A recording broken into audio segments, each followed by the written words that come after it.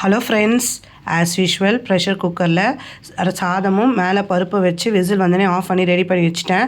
அப்புறம் சேப்பங்கிழங்கு பண்ணுறதுக்காக இன்னொரு குக்கரில் சேப்பங்கிழங்கு க்ளீன் பண்ணி போட்டிருக்கேன்.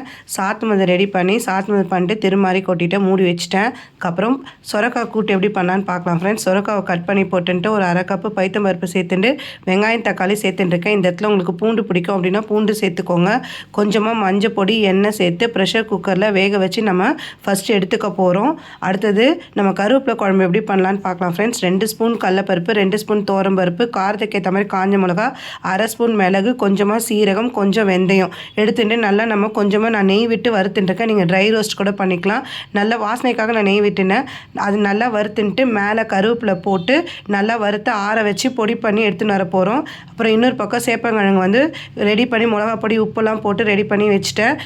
நம்ம கூட்டும் ரெடி ஆகிட்டு விசில் வந்துட்டு அதில் தேங்காய், பச்சை மிளகா, சீரகம் அரைச்சி கொட்டி கொஞ்ச நேரம் கொதிக்க வச்சு இறக்கணும் அப்படின்னா சூப்பரான சொரக்காய் கூட்டு ரெடி ஆகிடும் ஃப்ரெண்ட்ஸ். இந்த மாதிரி ஒரு தடவை ட்ரை பண்ணுங்கள். அரைச்சி எடுத்துன்னு வந்ததில் புளி ஜலத்தில் மஞ்சள் பொடியும் உப்பும் போட்டு வச்சுருக்கேன். இப்போ இந்த அரைச்சதை நல்லா கலந்து விட்டுட்டு நம்ம திருமாறி கொட்டினோம் அப்படின்னா நமக்கு சூப்பரான கருவேப்பிலை குழம்பு ரெடி ஆகிடும். கடுகு உளுத்தம்பருப்பு தாளிச்சுன்ட்டு நம்ம புளி ஜலத்தில் அரைச்சி வச்சுருந்ததை கலந்து உப்பு சேர்த்து நல்லா கலந்துக்கணும். அப்புறம் கொதிக்க வச்சா சூப்பரான கருவேப்பிலை குழம்பு ரெடி. தேங்க்ஸ் ஃபார் வாட்சிங்.